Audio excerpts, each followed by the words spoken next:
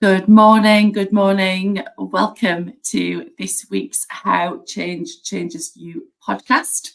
And I've been waiting for this conversation with the beautiful Sarah since we spoke a few weeks ago in preparation for this conversation.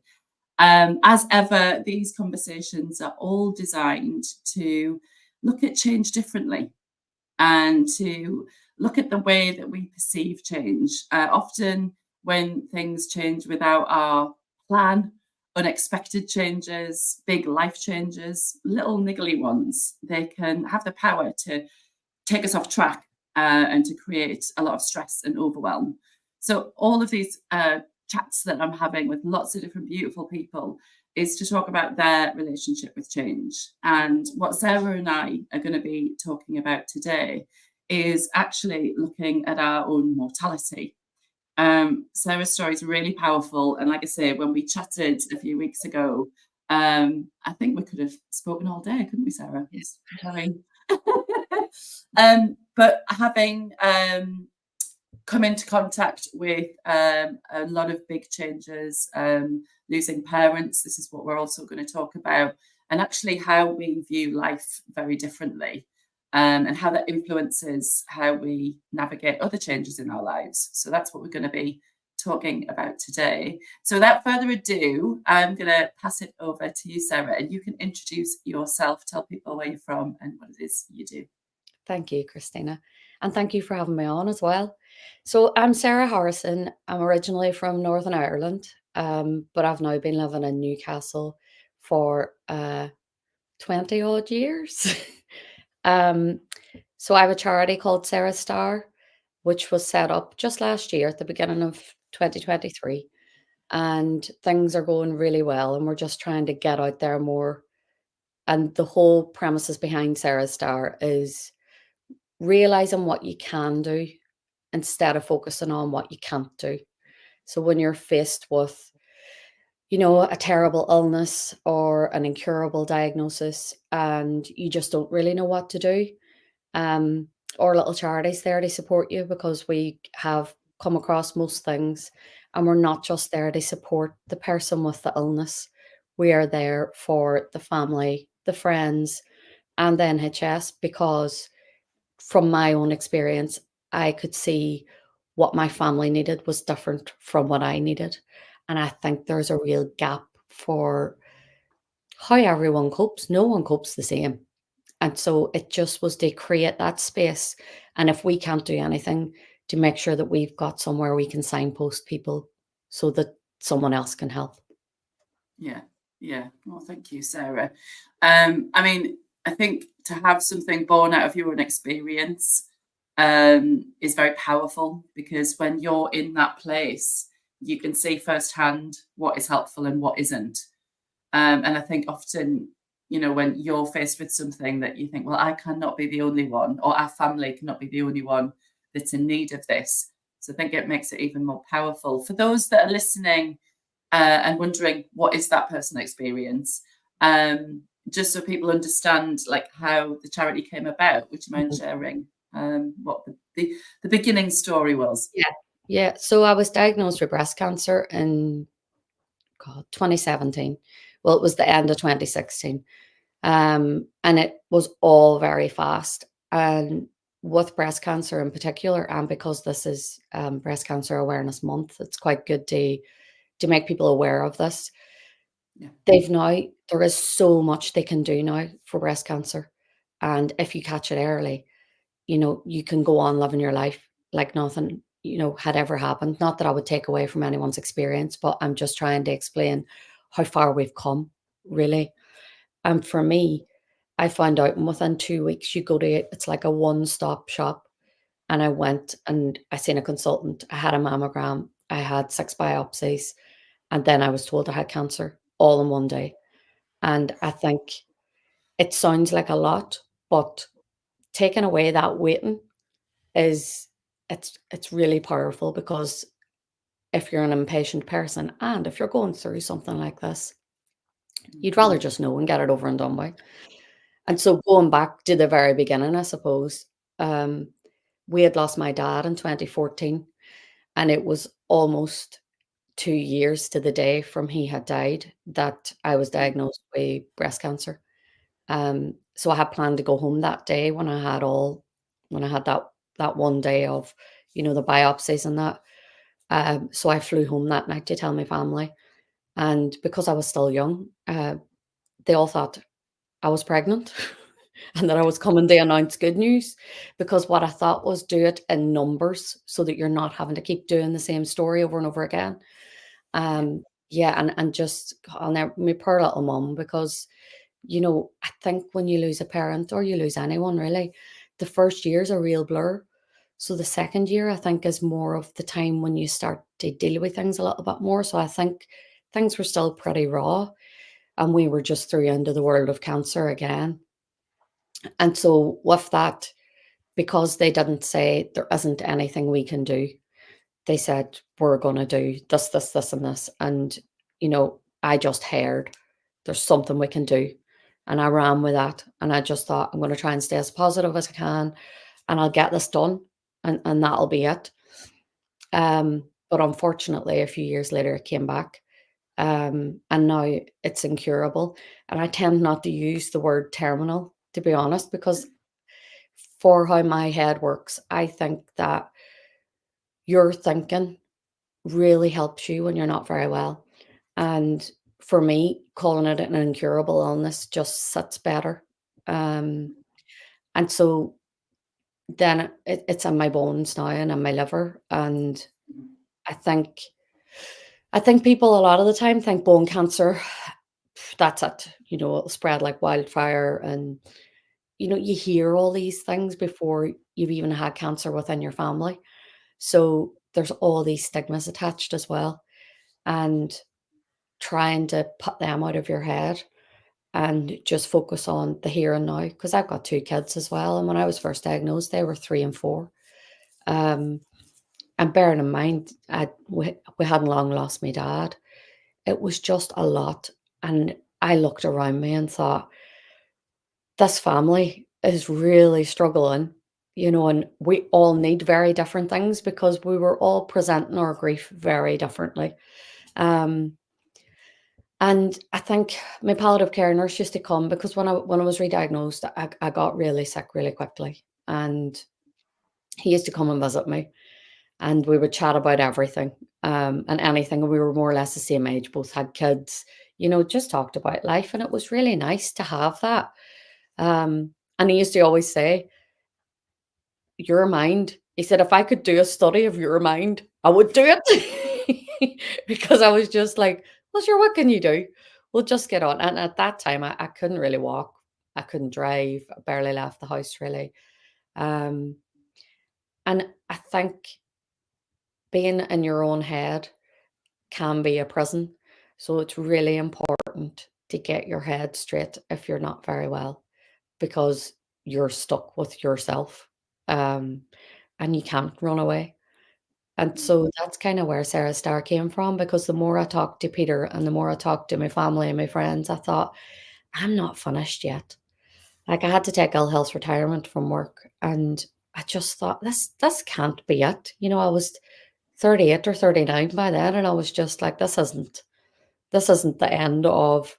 I just didn't envisage myself sitting in a chair, but you do when you have to take ill health retirement, I think you feel a little bit like you've been put out to pasture.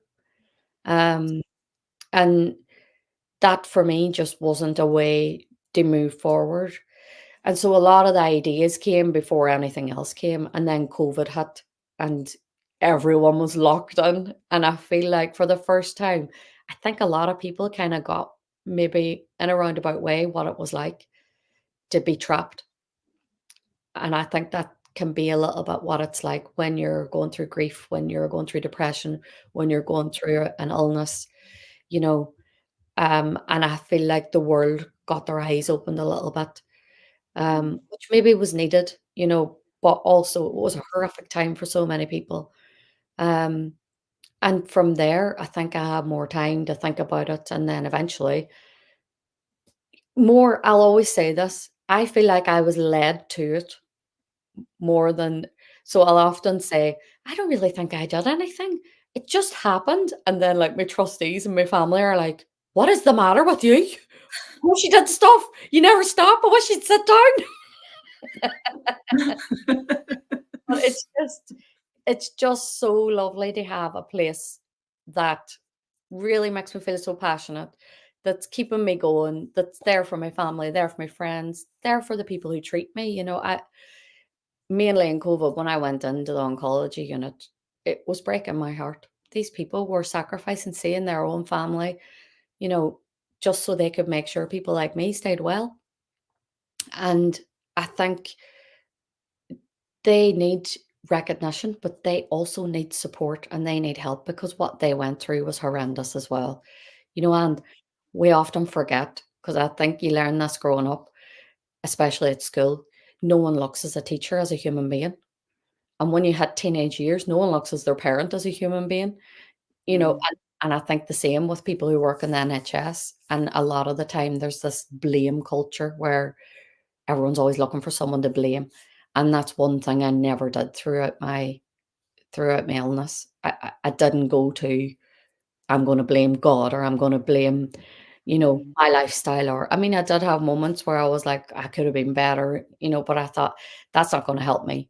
Starting to crucify myself for anything that I did wrong isn't mm, going to make me better. mm, So mm. Sarah Star was born, and now it's really thriving, which makes me really happy. I love that so much. And I think I said this when we talked, a few weeks ago, Sarah, that for me, I mean, you just radiate light. Oh, And so I think, to have you say, "Oh well, it kind of just happened." I think I am a believer that we get sent things, yeah. and we have these, I don't know, ways of actually doing what we're meant to be doing on this planet, and oftentimes it's born out of hardship, it's born Yeah. out of challenge. But that's the dichotomy. Mhm. That's the light and the dark.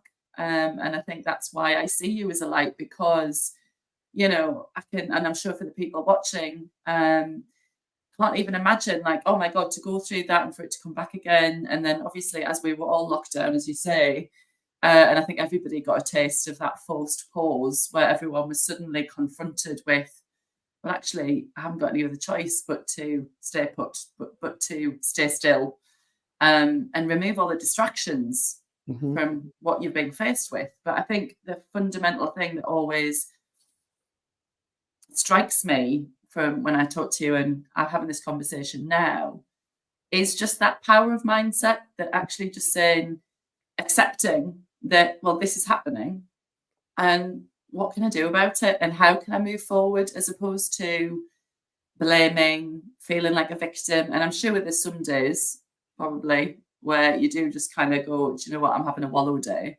Mhm. But knowing that this is actually about your day to day and the day to day of your family and everyone that you're connected to, that it makes total sense that Sarah's star is, yeah, it's giving from a number of angles by the sounds of it. Yeah. Yeah, and I think it's, you know, it's finding where what you're grateful for. And I am great, and this might sound odd, but I am very grateful that I am in the system and I could see the gaps, because I feel like if people could start utilizing the charity, it would stop them from going to the hospital all the time. And, because we talked about this, like when you lose a parent. So I've lost my dad, and you end up gravitating towards other people who have lost a parent, and you become a member of this really weird group that's really sad, but you get so Yeah, much comfort in knowing that you're not the only yeah, person who's in that position. And true. I think, and that's what I get from all of this, is just to make sure that people know you're not the only person in this. Mm, There's always someone who's had that really messed up thought because they're going through a really hard time, and it's all right to say it out loud. And mhm, when people come in, I'm like, you can swear, you can scream, do whatever you need to do, because it's just a mm. safe place. And we've made it look like a living room, because I think there's, and it's lovely because sometimes people come in, take their shoes off and put their feet up on that. And that makes me feel really good, because I'm like, look, it's working. Oh, No, but I love that so much because I think there's so much when you are, because we've talked about this as well. Like we don't talk about our mortality, and when everything's tickety boo in life, it's like, well, nobody wants to talk about endings and death and illness because it's almost like this belief that we're going to bring it into being. But I think, when we are rocked by life a little bit, far better that we're equipped and that there's people who who know Yeah. who know how you feel. Because I think I remember feeling like an alien. Like when I lost my mum in 2010, I think there was lots of people that just didn't know what to say to me at all. They would either kind of be really emotional with me, which, was, I mean, it is it was what it was. Yeah. Other people that would avoid me completely, which then made me feel even more of an alien. Mhm. And it can be a very isolating Yeah. situation. So I think the fact that you've created a space that is welcoming Yeah. and And it's safe is huge. because it's if you want to talk about it, you can, but if you don't, you don't. And I'm very clear on there's no coming in the door and declaring what's going on because Yeah. I am so aware I do not look ill at all. And No. and that is really nice. But also, it's really hard because the outside does not reflect the inside at all. And sometimes, especially with my children, it's really hard to help them to understand what's going on when they look at me and think, well, she's fine. And because I'm so stubborn, I suppose, and I'm still like, I'll get up, I'll make the dinner, I'll do this, I'm doing that, and Yeah. then maybe the next day I'm like, "Ah, I'm going to have to lie in bed all day because yesterday I was proving my point that I'm still here and I can do Yes. everything." Well, I You know, can well imagine it though. If you've got the energy, then use it. Like kind of, that's and it. you want to feel alive, right? Like live while Exactly, you're alive. and that's it 100%. It's just about I think and I do that a lot. I've only noticed this recently. I have this mantra going on in my head of, "Well, get up now and do it when you still can." Which, yes, it's good, but sometimes it's also not helpful because, like you mentioned earlier, you can't have a good day every day. And when you're not having a good day and you've got that, "Well, get up and do it now when you can," you're like, Mm. "Leave me alone." You know what I Yeah, mean? I deserve an off day. Yeah, exactly. But it is, I guess it's like anything, isn't it? It's riding the waves of life. But you can either like lie down and give up altogether, which, then you're not making the most of the time. And I just find it really interesting because for the most part, and I can say this, I mean, you mentioned earlier before we came on live that you losing your dad changed how you saw the world, which I definitely want to talk about. Yeah, I think for me, I both losing my mum in 2010 and then my dad in 2022, it's irrevocably changed the way that I view life, in terms of what I see, what matters and what doesn't matter. yeah, And I think a lot of the work that I do with coaching and breath work, it is about being alive now, yeah, but it's not about flogging yourself yeah, and kind of white knuckling your way through life. It's about actually tuning in to yourself and giving you what you need,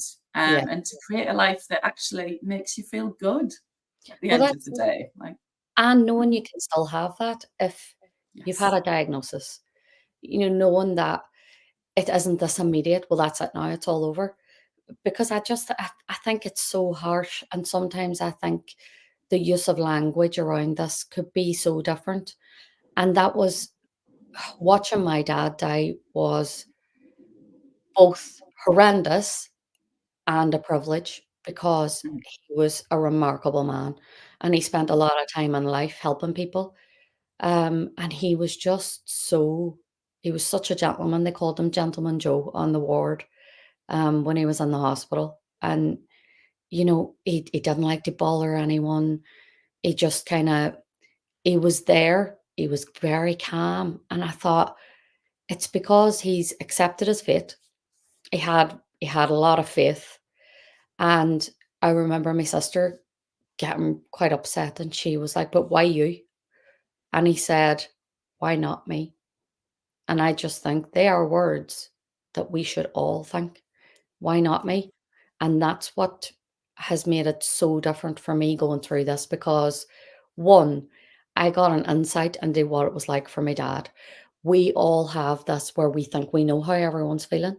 And I used to think, no, but he's lying there and he's anxious, his heart's beating, he doesn't know what to do, he wants to cry, he looks all calm to us, but that's how I was feeling. And then when I went through it, I was very calm, I was actually quite peaceful. And Mm, I feel like I owe that to him because I used to feel like he was with me a lot of the time. mm, Um, from the get-go, I had this overwhelming feeling of peace, and it just felt like he was there. And I feel like mm, he just sees me through all these things because, like we touched on earlier, these times bring out what you're really supposed to be doing in life.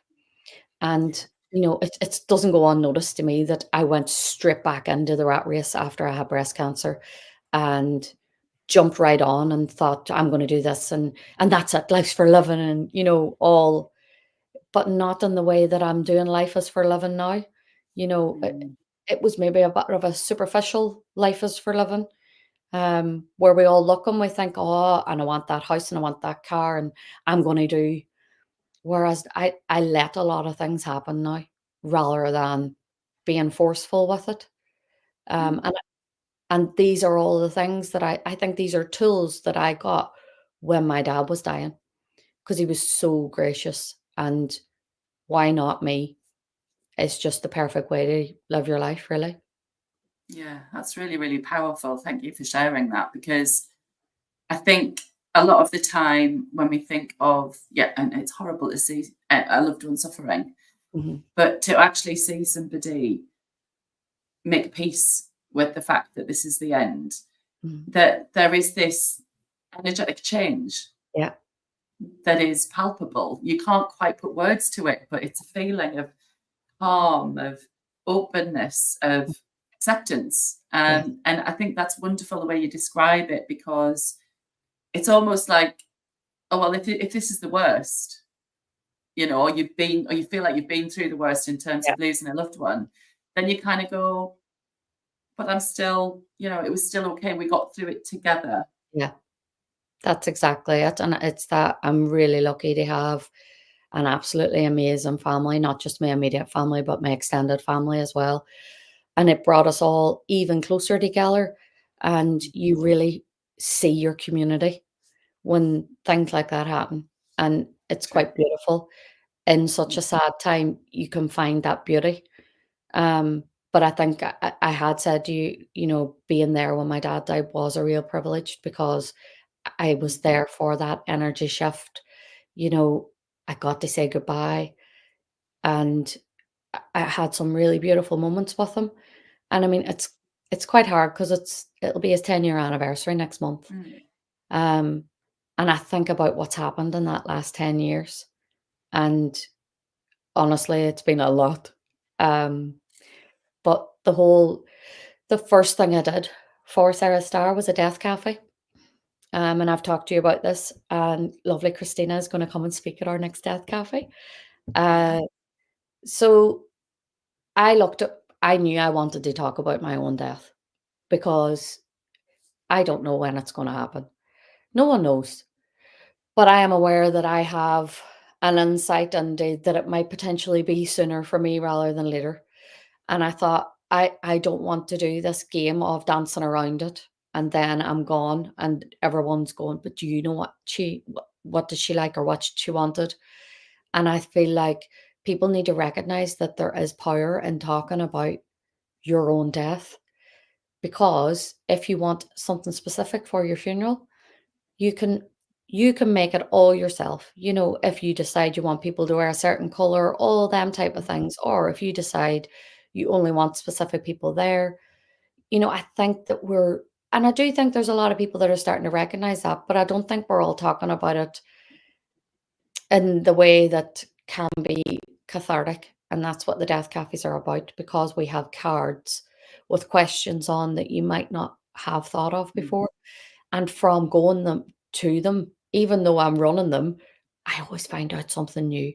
And I've managed to find out so many different burials and mm. cremations and that it now fascinates me. I feel like I'm turning into some kind of weird death woman.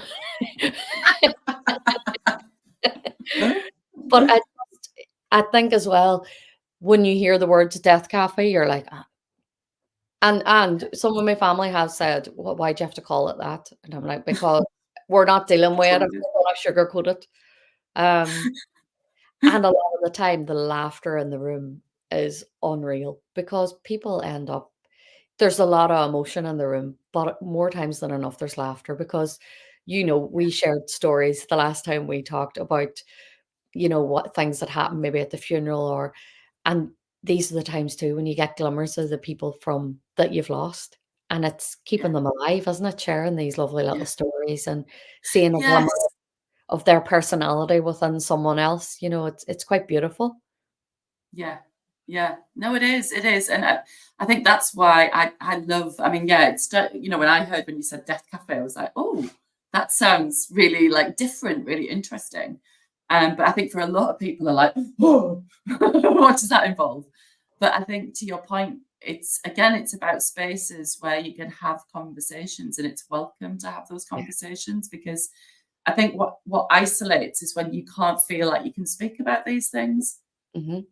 'Cause a lot of Um, people get shut down. Everyone deals with it differently, that's the thing, and if you're someone who wants to talk about it, but your family are shutting you down, there's no better place to come. yeah, yeah. No, I love that so much. There's something that you said that I want to kind of, I suppose, reflect upon, just in terms of kind of how you've dealt with a lot of change. When you said after your first diagnosis that you kind of went back into the kind of rat race, and you reflect upon that, given how you view life now and given what you do now, day to day, running a charity. What were the stark differences there for you? Like what truly has shifted? I think that within my whole family, because we lost my dad from cancer, when my treatment was finished, we all went into this, "Well, she's better now. She's better now." And I think this is what's really difficult for a lot of people who go through treatment because you're going from appointment to appointment to appointment. So you're in a almost like a little rat race there. And that keeps you going because you've got this goal. And then the Yeah, end goal is almost to get better. And you start to look more like yourself. Your hair starts to grow back, all of these lovely things. But inside, there's a real loss of "W- what am I supposed to do now?" And yeah, and I went into this real, "Well, I'm gonna live. I'm gonna live life. I'm gonna say yes to everything," and we moved house and, all them things that we've been wanting to do, and we were like, and my husband used to say, "New boob, new life," because I was getting reconstructive surgery and, it was like that was the all singing, all dancing, and I wasn't even sick. This is the at night both times, I wasn't mm, sick. right, Well, in hindsight, I now recognize things, but at the time, I didn't feel like I was sick. And I went in for a routine test, to see if all my blood vessels were in good working order so that I could have reconstructive surgery. And that's when they found it in my bones. So right, that all happened. So I found that out, but then had to wait like nearly 2 months to get the proper mm, diagnosis. mm, Um, And so when I look back, I do think I was in a mad rush to live life in that mm, I got about a year to a year and a half where mm, when I look back, I find it quite amusing because maybe I was running away from cancer. Maybe that's what I was doing rather than living life. I was, mm, doing this, I'm invincible. I can do everything now. It's a way. And then it comes back and your whole world changes again. And it's going back to this too. My world just didn't change. My whole family's world changed. And I think it's being really appreciative of the people who are around you and how much things affect them as well. mm, Um, and so because then I had all that time when I was poorly where I was just with myself and my mind. Obviously there was a lot of people around, but you know yourself when you go into a little zone, it's only you are with your thoughts. And I think I realized that one, I had always had ideas of wanting to help people and do things like that, and I just think that in a roundabout way, for me to do what I was meant to do in life, these things just had to happen, and Mm, everything's a lesson, and sometimes it feels like a sick, cruel lesson, but nevertheless it is, and I do feel like I learn from I said to you before we started, I learned a lot from my dad dying. mm, And I feel like I learned how to deal with my illness because mm, I watched him deal with his. mm, mm, mm. I love that. I think, and that's one of the main kind of questions when we have these how change changes your conversations with people is, you know, what is this teaching you? And I think that's one of the tools I use, certainly with my coaching clients, but with myself as well, because we're ever changing. But I think when we have these huge changes to our health, to our loved ones' health, to any major, divorce, moving house, moving countries, like you name it, having a baby, whatever. Um, we can very easily, when we feel knocked by life, to be in that space of kind of victimhood of why is it happening to me and it's not fair, and which is a natural part of being human. It's a human reaction. But I guess what I'm hearing, what all of this has helped you do is a huge feeling of like you flowing with life. Mhm. Mhm. Yeah, I'm here for the journey now. I'm not trying to force it. Yeah, because it's very. I love philosophy, and Taoism is one of the huge philosophies when you look at kind of the flow with life. Yeah. That it's kind of a very different way of looking at the hustle of life, right? Where you are pushing against life. This is all very most kind of living life with compassionate curiosity to kind of Yeah. go, oh, this is interesting. Where's this going to go? Yeah. Yeah, I really like that saying, compassionate curiosity. That's lovely. Oh, it's yeah. I think it's one of my bumper stickers I'm going to get printed That's because I quite think beautiful. sometimes, yeah, it's a superpower. I think curiosity is a superpower, and I think Yeah. the other side of this is to be compassionate with ourselves during these Oh, turbulent times. you know what? And what's interesting about that, and I'm very mindful of this as well, is maybe all you need to do that day is get up and have a shower and watch your favorite TV program, because Yeah, I never want to come across as if everyone should be doing this. You should be getting up and getting on with it, and because that it's not for everyone either. We all deal with things totally differently, and you never want to feel like you've made someone push themselves to do something that they don't want to do and that isn't for them, because yeah, I've had the times when getting up and having a shower was all I could do, and then back in clean pajamas, clean bed, and back into bed, and that felt like a treat enough in itself, and it's accepting that this is where I'm at right now, and that's mm, okay, mm, because I remember the first time I was sick, and I joined this group, for ladies with breast cancer, and it was that lesson of how different everyone is, because I was practically bedridden for 2 weeks of the month, um, after every treatment. And I mm, couldn't understand it, and one of my friends used to say to me, "It's because it's really working. It's getting in there." So, and I thought, "I like that, I'm gonna run with that." But I would go on this group, and I would see people who were at the same stage as me, and they'd be out running, they'd be doing it, and it used to make me feel rubbish. mm. And I think for that reason, I am so mindful to make sure that people are aware. Just because I might be doing something or someone else is out running, it doesn't mean that you should be doing that as well, because that can really affect you massively, because it used to make me really angry. I'd be Oh like, yeah, okay. how am I lying here in death's door and they're out for a run?" Yeah, yeah. Well, they do say, isn't it? Comparison is the thief of joy, and Oh, yes. it totally is. Comparisonitis is not good because, and that goes for anything in life. But everybody, like to your point, everyone deals with things differently. Everybody processes things differently, and I think that's why it's so important to talk to people who have been through stuff, but knowing that actually you're going to judge yourself, you're Yeah, going to be pushing yourself, but also it's that fine line between getting up when you maybe don't want to get up to a certain point because you know it's going to make you feel better, but not to kind of do it to a point where you're forcing yourself. It's kind of trying to find this nice, easy flow where you can, up your energy levels, and it's going to be a good thing to maybe get up and have something to eat, for example. But other times when you do just want to go back to bed, and that's okay too. Well, that's it, 100%.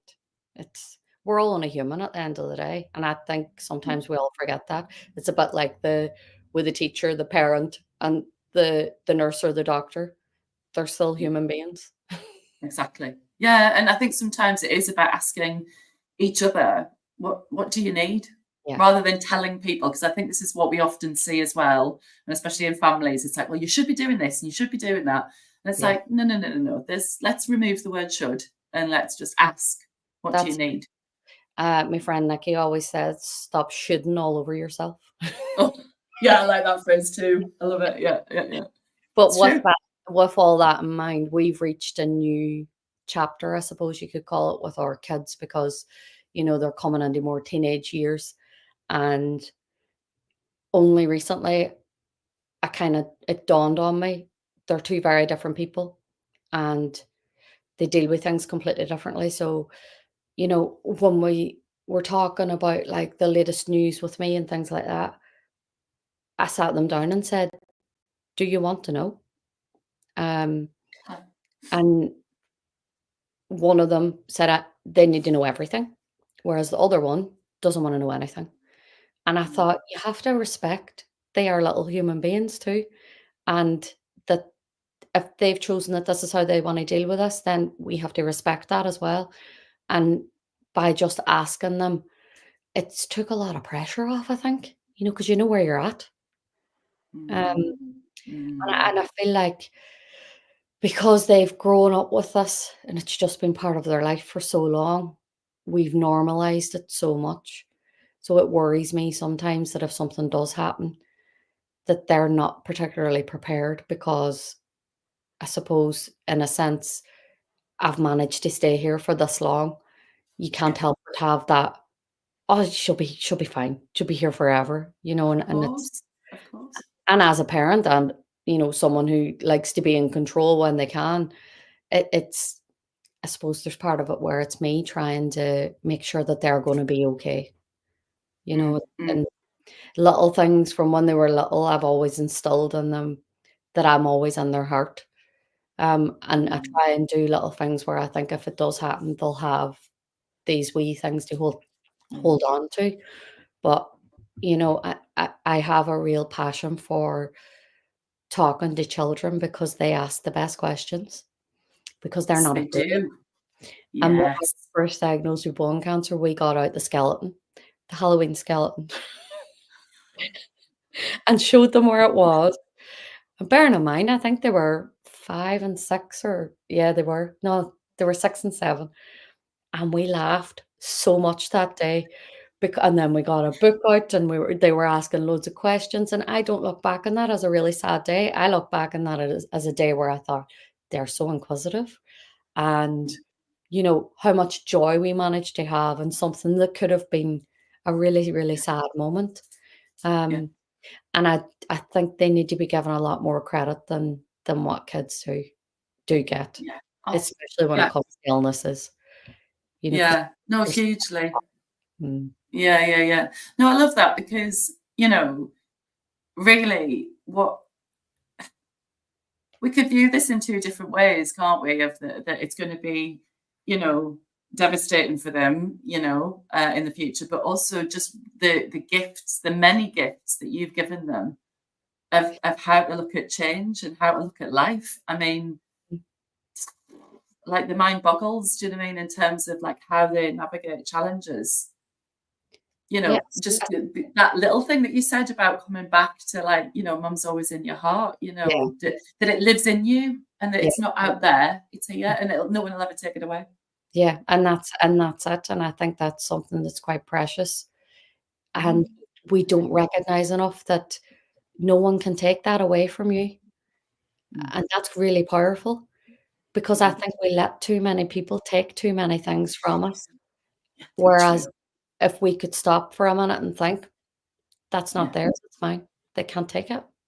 Yeah, and there's power in that. I think I love the phrase to come back home to yourself. Yeah. And actually, in the same way, I like to, my two nieces are, how old are they? 9, nearly, and nearly 13. And any children I kind of come into contact with and have those conversations. But I kind of ask the question of like, oh, where do you think love comes from? Like, where do you get it from? And they're like, well, I get it from my mum, I get it from my dad, my friends, da da da da da. I'm like, where else do you think you can get it from? Where else might that be? And they're like, oh. And then finally I ask a few other cooks and questions, and it's like, well, you get it from you. Yeah. You can give it to you. And they're like, can I? I'm like, yes, you can. But it's not something that we are taught, because we are taught that we get validation from outside of ourselves. Yeah. And I think to have that intrinsic thing of like, no, actually, it is within me. Yeah. That no one can ever take away. Then sometimes we've got to dig pretty deep for that, Oh, right? But it's there. and I think with that, it's really quite difficult because it depends on when you were brought up and where you were brought up and what kind of family life you had and what your school was like and all that. But it was vain to love yourself. And I think, Yes. it was not looked upon nicely if you were seen as someone who loved themselves. It was an insult, for someone to say, look at you, you love yourself. You love yourself. It's Yeah. the worst insult. Everybody thinks I love myself. Now we're like, you get to an age and you're like, I want everybody to know. But I keep saying to the kids, but now I laugh because, it's reached the point where they're like this. Oh God, she's talking about this. I'm like, the best relationship you can have is the one with yourself. I'm like, that's the best relationship. Trying to drive it home and they're like this. I just have to hope in time it'll come back to that seed. Absolutely. But no, I totally agree with you, because it is, I think my parents' generation similarly were like, oh, it's a bit big-headed, or it's a bit, what do you mean? And I think it's a different kind of love, because it's almost like a self-respect thing. And it's, I think, something that you could kind of, that your life is precious, and that you love your body, that you love and you take care of. I think rather than love it, it's like, isn't this brilliant? It's kind of like, well, I love my whole self. I love the bits of me, like Inside Out. I think films are brilliant at illustrating this, of like all of these different parts of me, the joyous part, the envious part, the sad part, the angry part. They're all part of me. Yeah.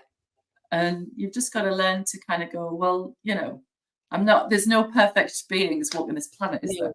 And I think for women and girls in particular, that it's all right not to smile. It's all right to have a bad day. It makes me laugh that we've got to 2024 and there's still a lot of people who will say to a woman, oh, smile, would you? Because way back when, that's what women were there to smile and make the tea and bear children. Yeah, exactly. And I'm raising a really strong feminist who I feel like she was just born a feminist. And it's so lovely to watch her navigate. It makes me feel dead proud, because I think she knows her mind. And, and she can say, oh, I'm good at that. I would have died when I was her age. I would never have said, I'm good at that. You had to be rubbish at everything, not smart. It was this put yourself down. Whoever can put themselves down the most, it's almost like is the winner. And looking back, I think, even with that, the lessons, it's a minefield. I think that's a whole other topic. I know, one we could talk about forever. I'm curious in terms of, you alluded to it before, but some of the great things that you're doing, and certainly your event on the 1st of November, which I can't wait for. I'm really excited. I am too. What are some of the things, I mean, obviously on that day that you do, but what over the time with your charity, what other like holistic approaches have you felt that actually add into the experience of creating the community that you've created, and like the other holistic kind of things that bring all of that together? We try and have the regular death cafes because they're so important. But within the charity, we have Knit and Natter. We which is just nice and easy. And I think just giving people a space to come and sit and have a chat, it's really lovely. We've got a book club now as well called Sarah's Stories. So it meets on the first Thursday of every month. Um, and again, it ends up being a room full of laughter. And I think people can feel that it's an easy enough space to be open and talk, or to just sit and enjoy the crack if they don't. We started a hula hooping class, which we did for a while. But the one thing that I'll do is I'll always ask people who use the service for things that they would like to do and if they would like to run a class, because it goes hand in hand with the I'm not finished yet, what can I do?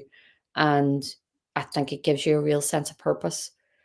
And that's all I ever want to create. So what's lovely is, there's some of the ladies will say, well, there isn't anything I can do. And I'm like, can you put the kettle on? And they're like, yeah. And I'm like, there you go. That's your job. Put the kettle on.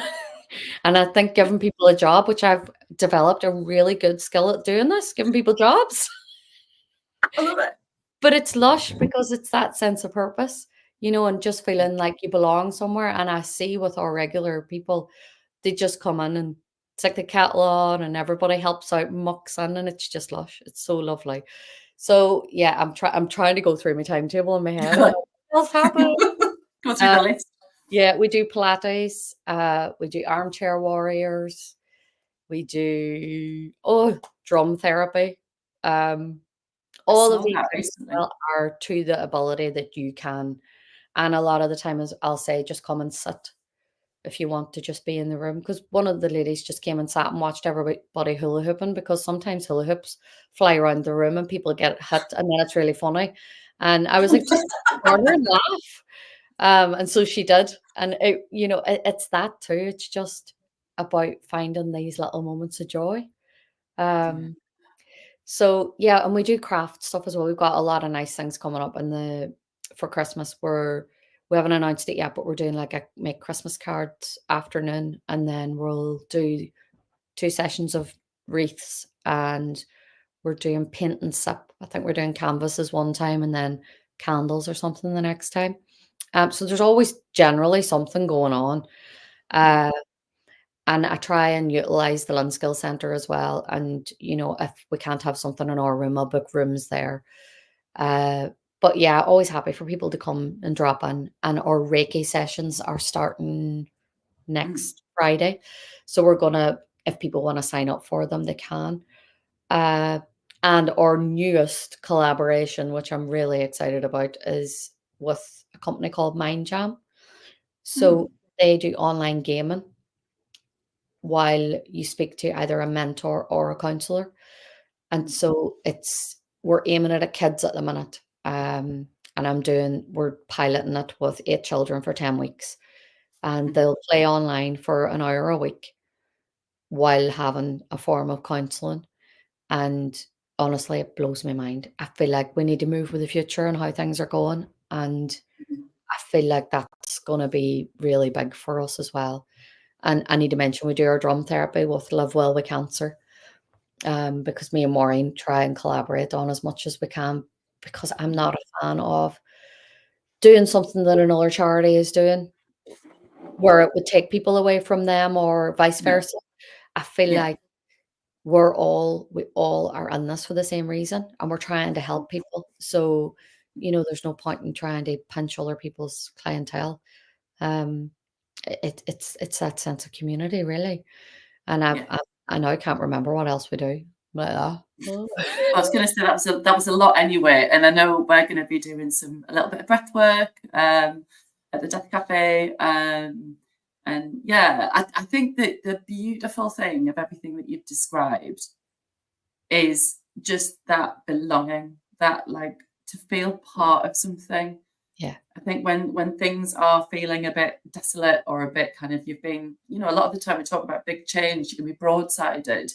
And I think sometimes just to be in the room where you can feel that warmth, that interesting of just making a cup of tea, to your point of like, actually you can do something for somebody, because we need connection. We're wired for it.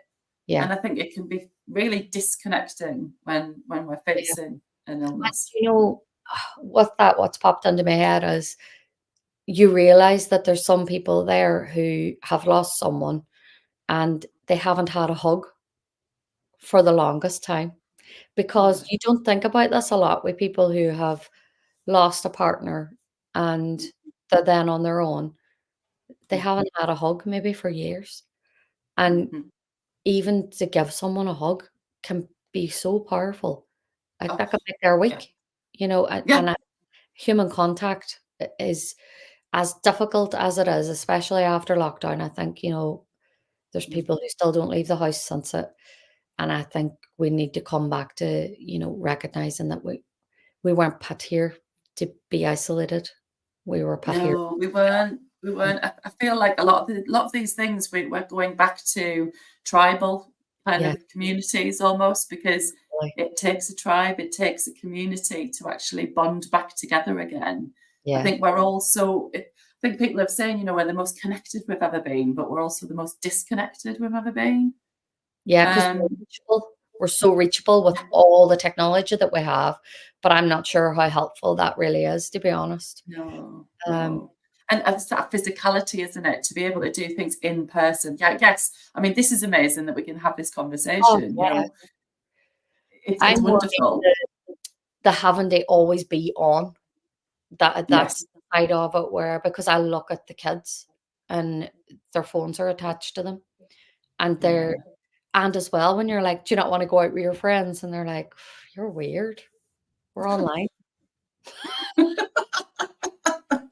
But it's that thing, isn't it? It's a magical thing. I mean, just what you saying about touch there, we're going to have to somehow collaborate to get some dancing Oh, involved in maybe some of what you do, because that totally. that for me through my grief has been a huge part of my healing. Mm. For someone who is living alone, like works, solopreneur and all the rest of it, I need human contact. And so me starting salsa classes, and since then I've dabbled with lots of different kind of classes as well. But that thing of you learn something new, you're moving your body, you're connecting, you're feeling somebody else's energy, you're smiling, you're laughing. It's just, I mean, it's a joy. It's a joy. It's an Oh, absolute joy. totally, and life-changing for you. Like, and Oh, it has been. it's recognizing that the one thing can have such a knock-on effect in your entire life. Yeah. And Yeah. that's Well, with the Day of the Dead festival, I wanted the lineup to be fun, but mm, also for everyone to recognize that it's all right to celebrate the people who have gone, and yes. have it as a joyous thing. And even making the headdresses, I'm so excited about every single aspect of it, and the fact that we're gonna learn Mm, the Dance of the Dead, it just yes. ties in with what you're saying. Yeah. And I think you coming to speak at the Death Cafe will be fantastic. I love having a speaker at the cafe because I think it helps for people to develop an understanding of something before they then start looking at the cards. Yes. Um, Yes. As to what it's associated with and how they can integrate it. Yeah. yeah, it's quite Yeah, for lovely. sure. And then drum therapy, is just, my Mm. face was sore after the first time I did it because I laughed that much. When you're, because I don't know what I was expecting. But, Ali just makes it really, really so much fun, and, honestly, and every part of it, like, I think I told you this, one week the theme was PMT, so it was just like, there was rage, but by the end, there was laughter. It was just, and it's that of letting people come into your room and saying, "How's everybody feeling today?" And we do Yes. every single class, because in Pilates, Steph will always say, "What are we feeling?" And someone will be like, "Listen, I have a really sore leg," or, "I feel," Mm. she'll say, "We'll do a lot of breath work. We'll do a lot of stretching." And Yes. it's that realizing that not everything's a big, where you have to be given it 110%. You can just do everything in a relaxing way. Um, but I'm totally buzzing for the Day of the Dead festival. I think it's Yeah. loads of fun. Yeah. Uh, Well, we'll make sure that all of the links and everything that, if people are watching this and curious, and wanting to know more, then we'll make sure all of the links to contact Sarah, to find out about the Death Cafe and all of the different events that you do are all readily available, because I think it's just such wonderful work that you're doing, Sarah. And like I say, just to bring all of these different elements together and create a community and a belonging, it's just a magical thing. So to bring us home to ourselves, what would you say to somebody that's kind of maybe in a change, whatever that may be? So maybe they're facing an illness, maybe they're in a grieving kind of cycle. What are some of the ways that you can kind of, and obviously they're going to be where they are, but what would you say to somebody to kind of help them navigate change? I think you need to find your favorite place or one of your favorite places and maybe go and just sit there for a little while and see where you're at. I mean, I do a lot of meditation and I do journaling. I have a little gratitude journal. These are things that keep my head straight because I would also say try and focus inwards instead of outwards, and don't be afraid to remove people from your life who don't deserve to be in it. And I am such a soft-hearted, and I always prided myself as being someone who doesn't fall out with people, because my nature isn't really like that. But I've become aware that, and this isn't about falling out with people, it's about that sometimes people are meant to be in your life at different stages, but sometimes they're also meant to be removed from your life when they are, and that's okay. And to try not and feel guilty about things, because it's very easy to go down a hole of what was it that I did to make this happen? What external factor might it have been? Because the quicker you can accept that this is happening and I need to find some tools to deal with it, and it's about building up your toolkit. And that's just personal to what I do. But I think it's quite an effective way to keep your head straight for most of the time. Well, because there's going to be waves, there's going to be times, isn't there? And that's why you need your toolkit, to your point. Yeah. And I love that. I love that in terms of removing the guilt and seeing that actually life can't be Shangri-La all the time. It can't be rainbows and unicorns, and that we are going to get slammed by some things and relationships change. And if somebody isn't making you feel like you can be yourself and welcoming and help, like be with you while you ride that life part of your life, then kind of let them go, to your point, Because it's about making your life as easy as you possibly can, but ultimately it's finding peace. All of this for me is about finding peace, and that's all I want. I want to make sure I'm at peace before I die, and that's the top and bottom of it, really. It's the goal. That's the goal. Peace is the goal. Yeah, no, I agree. It's my aspirational value, honestly, is peace.